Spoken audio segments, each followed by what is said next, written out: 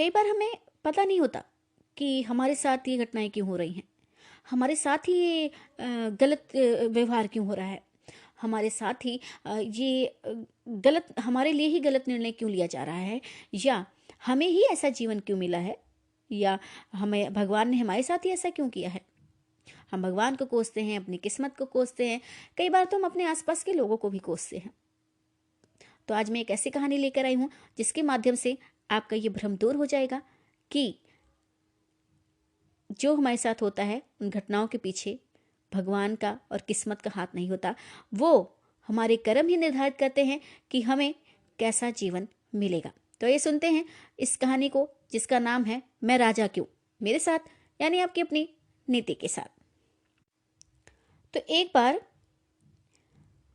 एक राजा ने विद्वान ज्योतिषियों की सभा बुलाकर प्रश्न किया। उन्होंने कहा कि मेरी जन्म पत्रिका के अनुसार मेरा राजा बनने का योग था, मैं राजा बना भाई, किंतु उसी घड़ी मुहूर्त में अनेक जातकों ने जन्म लिया होगा जो राजा नहीं बन सके। ऐसा क्यों भाई? आप लोग विद्वान हैं, आप लोग बहुत जो मेरी सभा में जितने ज्योतिषी हैं, एक से बढ़कर एक माने जाने विद्वान और ज्योतिषी हैं, तो कृपया कर आज मुझे मेरे एक दिमाग में हलचल हुई है, जो मेरे दिमाग में एक प्रश्न आया है, उस प्रश्न का हल कीजिए और उस प्रश्न का उत्तर खोजिए। तो इसका कारण क्या है? अब भाई राजा के इस प्रश्न से जो थे सब निरुत्तर हो गए, मतलब उनके पास कोई जवाब ही नहीं था, चाहे कितने भी बड़े विद्वान क्यों ना थे। तो अचानक एक जो उन विद्वानों की सभा में, उन ज्योतिषियों की सभा में एक वृद्ध बहुत काफी बूढ़े व्यक्ति जो थे वो खड़े हुए और बोले कि महाराज, आपको यहाँ से कुछ दूर घने जंगल में एक महात्मा मिलेंगे, उनसे आपको उत्तर मिल सकता है। राजा ने घोर जंगल में जाकर देखा कि एक महात्मा आग के ढेर के पास बैठकर अंगार खाने में व्यस्त हैं। तो जब राजा उन महात्मा के पास पहुंचे जो अंगारे खा रहे थे, तो उन्होंने महात्मा से जैसे ही प्रश्न पूछा तो महात्मा ने क्रोधित होकर कहा, तेरे प्रश्न का उत्तर आगे पहाड़ियों के बीच एक और महात्मा है, वे दे सकते हैं। अब राजा को बड़ा गुस्सा आ रहा था, लेकिन वो क्या करे, अब उनके मन में जिज्ञासा भी थी और भाई राजा थे एक तो लेकिन करें तो क्या करें, विवश, अगर कुछ करेंगे तो महात्मा है श्राप दे देंगे। और इस तरह विवश होकर और वो आगे और चल दिए। जैसे जैसे वो चलते जाते थे उनकी जिज्ञासा जो थी वो बढ़ती जाती थी। पहाड़ी मार्ग पार करके बड़ी कठिनाइयों से राजा दूसरे महात्मा के पास पहुंचे। राजा हक्का बक्का रह गए वहां का दृश्य देखकर। जो वो महात्मा थे वो अपने ही मांस चिमटे से नोच नोच कर खा रहे थे। तो जब उन्होंने उन महात्मा से प्रश्न किया तो उन महात्मा ने भी डांटते हुए राजा को डांट दिया और कहा कि मैं भूख से बेचैन हूं, मेरे पास समय नहीं है, तुम जाओ, आगे आदिवासी गांव में एक बालक जन्म लेने वाला है जो कुछ ही देर तक जिंदा रहेगा, वही बालक ही तेरे प्रश्न का उत्तर दे सकता है, अब मुझे खाने दो।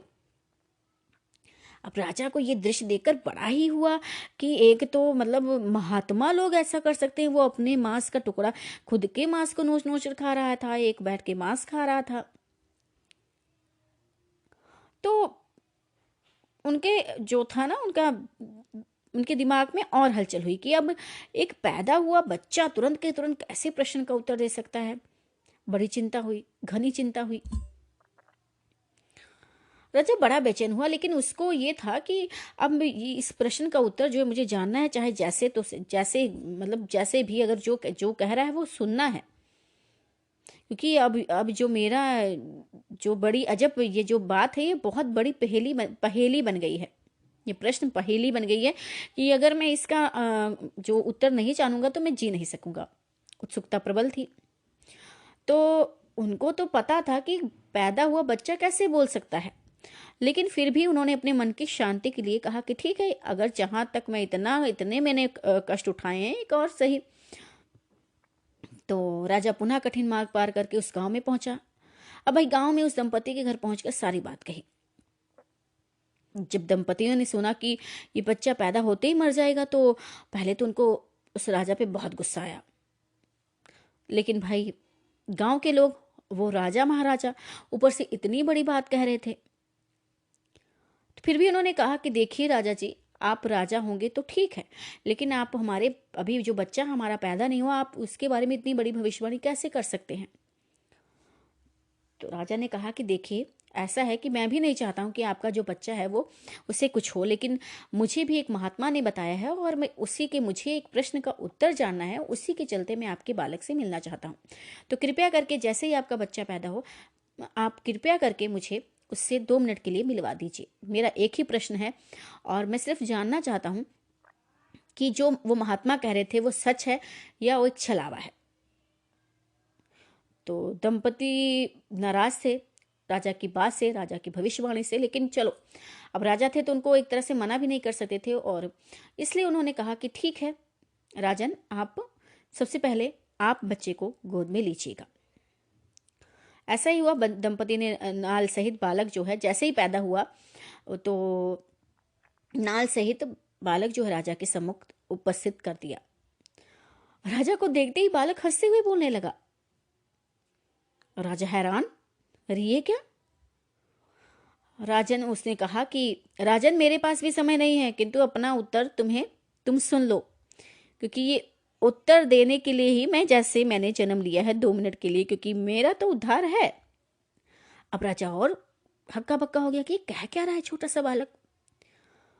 तो उन्होंने कहा कि बताइए, आप उत्तर दीजिए। तो उसने कहा कि देखो, तुम, मैं और दोनों महात्मा 7 जन्म पहले चारों भाई राजकुमार थे। तुम, मैं और जो 2 महात्मा से तुम मिलकर आए हो वो, हम चारों जो थे भाई थे, सगे भाई थे।